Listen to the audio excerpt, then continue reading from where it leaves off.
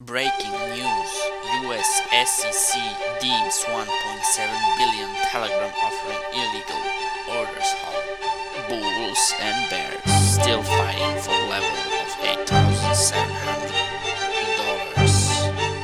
Will win.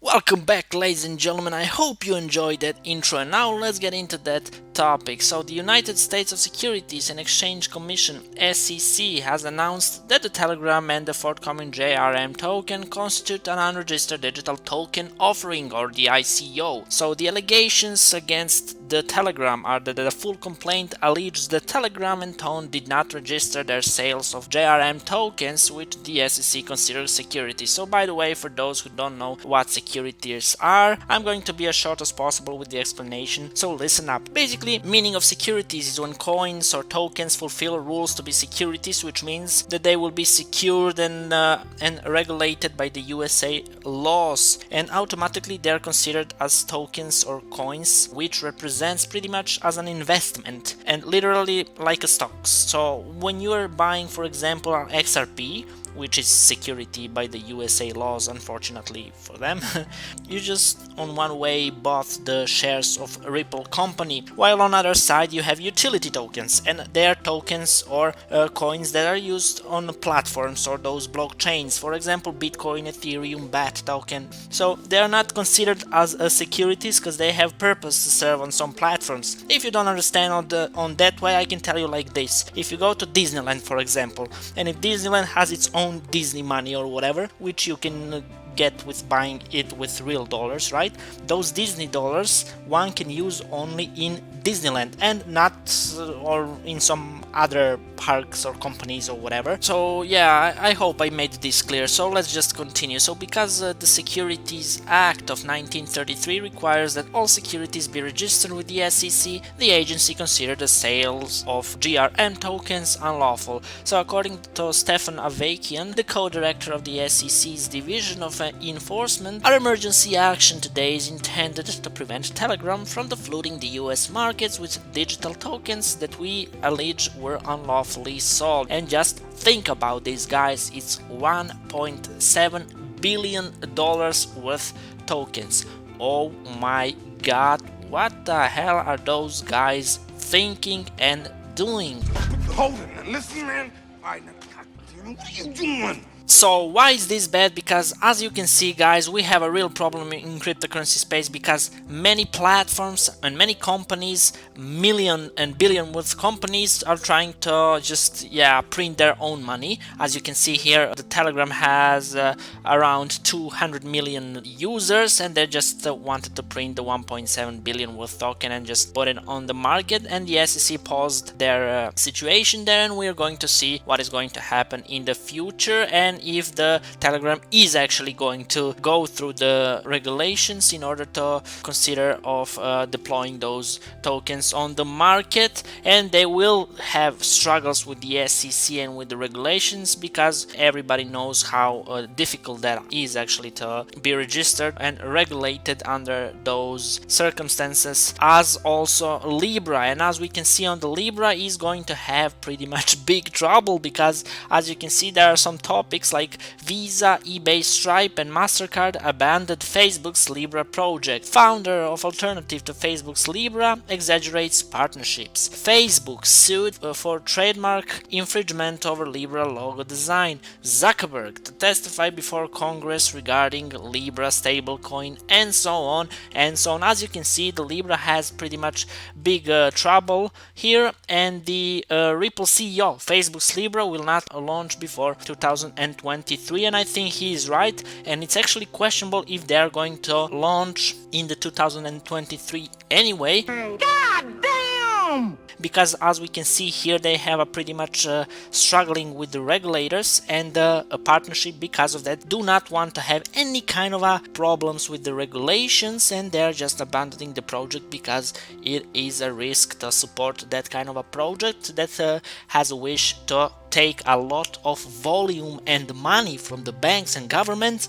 and just put it on the platform, and pretty much have a control under the people and finances pretty much. So as we can read here some statements from the Stripe is supportive of projects that aim to make online commerce more accessible for people around the world. Libra has this potential, and we will follow its progress closely and remain open to working with the Libra Association at a later stage. Coinbase CEO supports Libra, the way of countries to remain relevant over the long term and continue to have high economic growth is to invest in science, technology and innovation. If the government can help here, even better, but first it needs to do no harm. So as you can see here, they are pretty much supportive, but they do not want still to be with them on the wagon, because they could get in trouble, and who knows what kind of a manipulation against them is leading there in order to push them away from Libra and to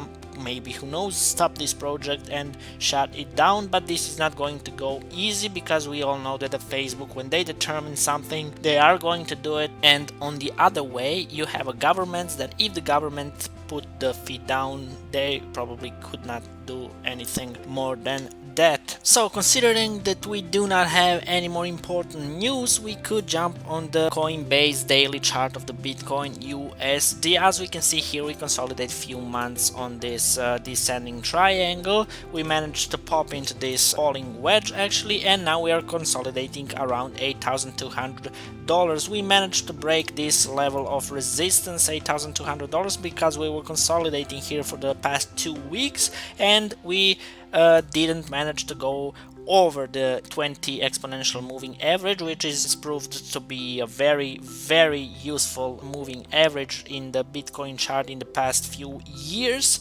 So we managed here to knock on the door of the resistance and decline from it actually, and now we are testing this level of support here, which I don't think is going to hold too long, because here is the pretty much heavy fight between bulls and the bears, as you could see in our intro on the beginning of this video. So if we do manage to visit this level of support here, there is a big probability that we're going to drop down to the $6,500. Why?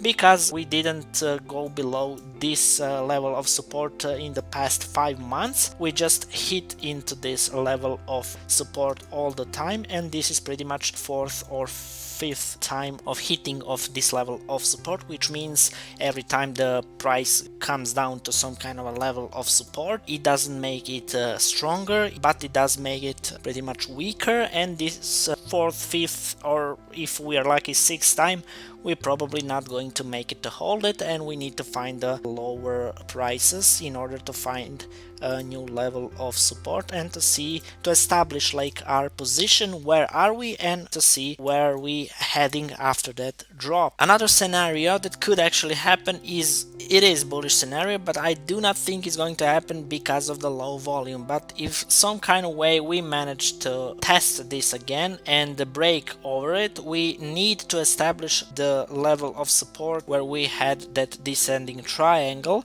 and that is around $9,300.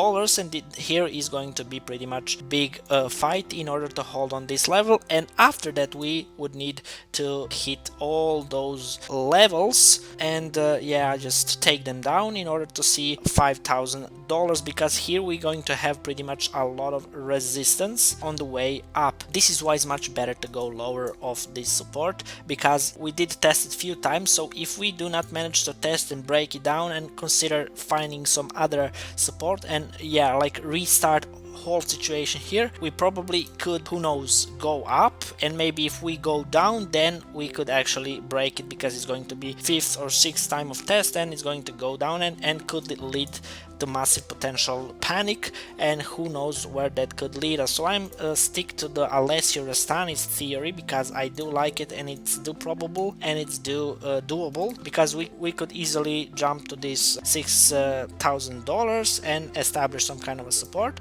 and after that pretty much go up and continue our bull market. As I do think this is some kind of a correction, it's going to lead us to the continuation of a bull market. But one thing that I wanted to point here: do not trade into this situation. I would suggest you, it's your money, I don't care, but I wouldn't suggest you to trade over here, because this is no trading zone. This is a pretty much big fight here, so I would suggest you to trade some kind of a breakout. So you do have here, as you can see, a falling wedge formation, and you do have some kind of resistance here that needs to be broken before you establish some kind of, or yeah, downwards. If we manage to go downwards, then it's good for buying opportunity for long, or if we're going up, also the buying opportunity is pretty much nice.